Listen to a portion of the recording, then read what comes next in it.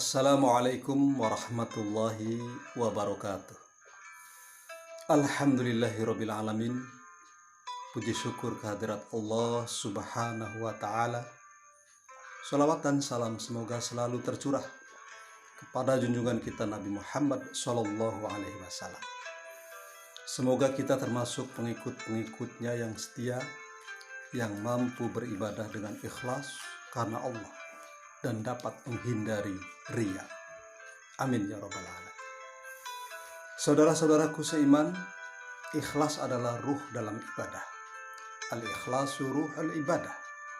Karenanya ibadah yang didasari ikhlas karena Allah menjadi hidup dan akan diterima oleh Allah Subhanahu wa taala. Namun sebaliknya, ibadah yang didasarkan atas riya yang diniatkan bukan karena Allah akan menjadi sia-sia dan tidak bernilai di hadapan Allah Subhanahu wa taala. Al-Kisah. Ada seorang ahli ibadah, sebut saja namanya Abid. Suatu hari ia tersentak kaget sekaligus marah tatkala mendengar berita bahwa di ujung desa sebelah ada sebuah pohon yang dijadikan sebagai tempat kemusyrikan. Pada pohon itu banyak orang yang melakukan pemujaan, meminta keberuntungan kepada sang penghuni pohon yang konon diyakini bisa menjadi penolong atas persoalan hidup yang dihadapi.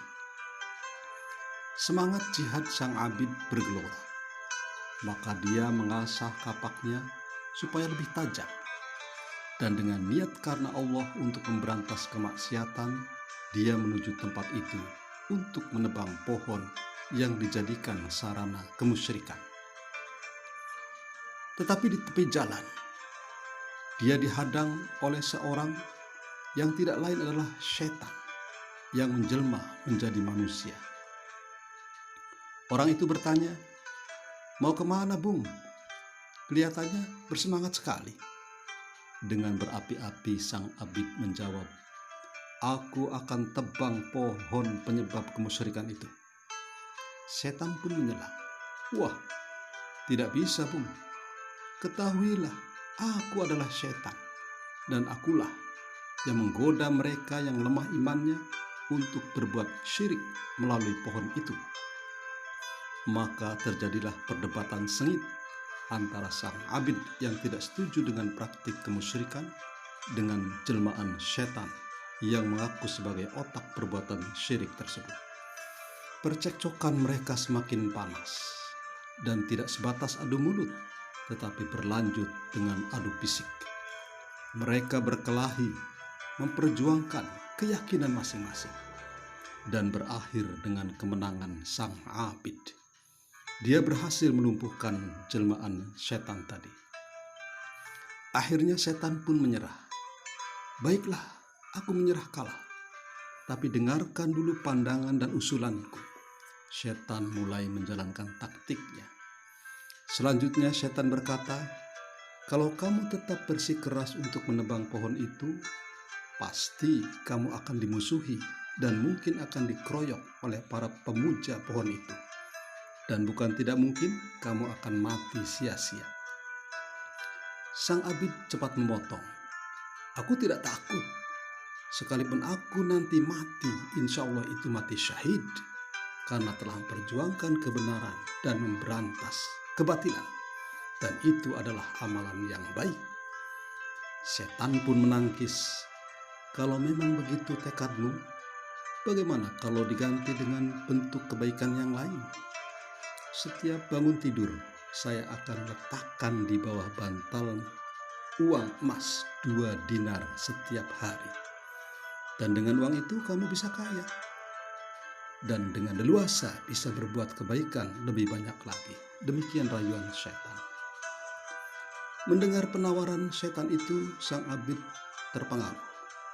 Sebab selama ini dia selalu kekurangan dalam hal ekonomi. Sang Abid lalu bertanya, "Benarkah tawaranmu itu? Apa jaminannya jika kamu bohong?" Setan pun menjawab, "Kalau aku bohong, silahkan tebang pohon tempat kemusyrikan itu." "Baiklah, jawab sang abid yang nampaknya menerima penawaran dari setan. Keesokan harinya, ketika bangun tidur, dibukalah bantal di kamarnya. Matanya terbelalak melihat uang emas 2 dinar seperti yang dijanjikan oleh setan. Keimanannya mulai memudar. Ia bergumam, janji Allah untuk nanti, tapi janji setan untuk sekarang. Besok dan lusanya terus dia mendapatkan uang dinar tersebut dan semakin membuat pudar keimanannya. Tetapi pada suatu hari, dia tidak melihat uang emas 2 dinar seperti yang dijanjikan. Dia coba mencari di sekitar bantal dan kasur, tetap tidak ada. Hal ini terjadi pada besok dan hari-hari berikutnya. Ia pun marah. Wah, dasar setan, dia berani membohongiku. Akhirnya kembali dia mengasah kapaknya dan berniat menebang pohon itu lagi. Di tengah jalan dia dihadang setan yang menjelma menjadi seorang. Maka terjadilah pertengkaran hebat. Sang abid menagih janji setan yang sudah berani membohonginya dan karenanya akan menebang pohon itu lagi. Setan tetap menghalanginya, maka perkelahian pun tak terhindarkan. Lebih seru dari perkelahian yang pertama dulu. Bagaimana akhir dari duel maut itu? Ternyata kali ini sang abid dikalahkan oleh setan. Sang abid pun menyerah dan setan pun berteriak gembira. Hai bung, dulu kamu bisa mengalahkan aku karena niatmu saat itu ikhlas karena Allah ingin memberantas kemusyrikan. Tapi sekarang ini niatmu sudah berubah, bukan karena Allah, tetapi karena dinar yang aku janjikan. Maka pergilah setan dengan membawa kemenangannya. Tinggallah sang abid yang tengah menyesali kebodohannya, tertipu oleh setan yang menawarkan kemilau dunia demi menjauhkan manusia dari Allah Subhanahu wa Ta'ala. Saudara-saudaraku seiman, sungguh ini pelajaran bagi kita semua, bahwa keikhlasan karena Allah merupakan dasar diterimanya setiap amal kebaikan. Karena yang demikianlah agama yang lurus.